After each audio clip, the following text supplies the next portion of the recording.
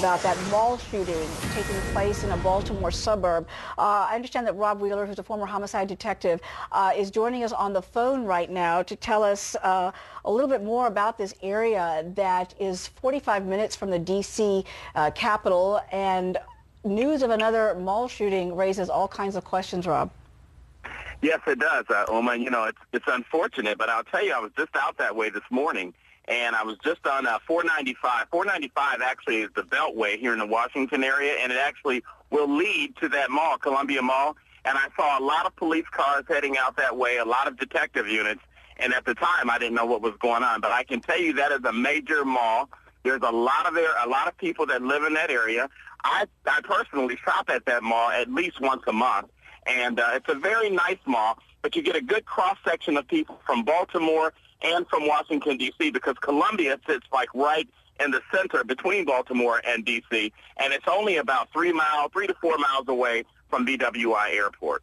Yeah, the police are calling this an active shooting situation. So obviously we don't know at this point what's happening at this moment, whether there are suspects under arrest or whether there are victims.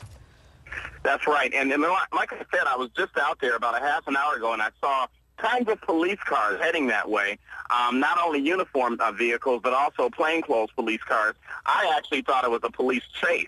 Usually when you see that many police cars, it's a chase. But I just found out about the shooting at the mall. Again, that mall is very well protected, though, and I think it's important that the viewers understand it's right dead center between D.C. and Baltimore, and there's a lot of police out there. It's actually considered Hartford County. I see. Okay, but just Rod, you know, we're just getting some word now from the Howard County Fire Department that 3 people are down and possibly the shooter as well.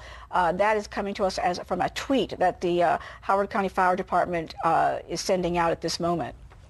Yes, that is Howard County, and it's right next to Anne Arundel County. Again, on a Saturday morning like today, there's hundreds of thousands of people out there because there's so much to do. It's a large mall, and again, it's not far from the airport.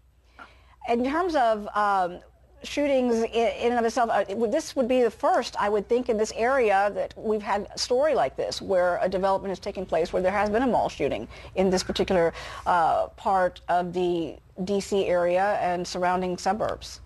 Well, you're right, Uma. As a matter of fact, that mall is always very safe.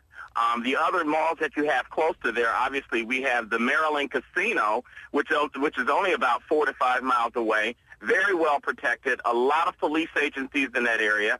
And then you have a lot of other malls in that area. And then, like I said, Washington, D.C. is right off, is only about 20 minutes away, Washington, D.C. line from where that mall is located. So historically, we haven't had any major issues out there. It's really a nice area.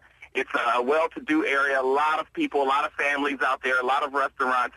So this could have been an isolated incident. We don't know. Obviously, it's still developing. Walk us through something like this. When the police get word of an active shooting situation, of course, first priority is to get people to safety, to get evacuations possibly underway. Can you give us a sense of what the police are doing at this point to keep people safe under a very tense situation? Yes, absolutely. Well, actually, mall security officers these days actually train with the local police department for responses to situations like this. So that's the good news. The police department out there is very much aware of that mall itself. And so what the police will do and what they're doing right now is just, 1, making sure there's no more victims, and 2, making sure that there's no more suspects. Now, the information is just starting to filter in. It sounds like it could have been just one person, but we don't know. The police don't know that yet. And so that's why they've cordoned off that mall, I'm sure, and they're starting to question people as far as those witnesses that may have been involved or that may have seen what happened. They're going to be very critical, Uma, in this investigation, because they're going to be the ones that's going to provide the police with the most accurate information in terms of how many shooters it was, whether or not it was specifically targeted. You know what I mean? Targeted to one person, 2 people.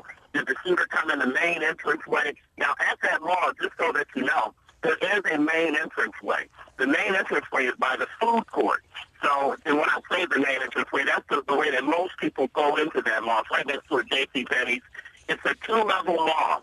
So what I mean by that is that you have stores on one level and you have a lot of stores on the lower level. And these are high-end stores. So you have a Macy's out there, your JCPenney's, you have a lot of other specialty stores out there. So again, I'm sure this time of morning that mall was jam-packed. I was just out there, and traffic out there was really, really backed up. So I'm sure it was pretty crowded. Rod Wheeler giving us a really good description of that area and the fact that it is a popular site for shoppers, particularly on a Saturday. Again, to bring our viewers up to date, we are getting word of primarily from the Howard County Fire Department of 3 people down in what they've been describing as an active shooting situation, and possibly the shooter as well. We're going to continue to update the story for you throughout this hour. In the meantime, we're going to take a quick break and do a reset with the rest of the day's top news stories. Stay with us.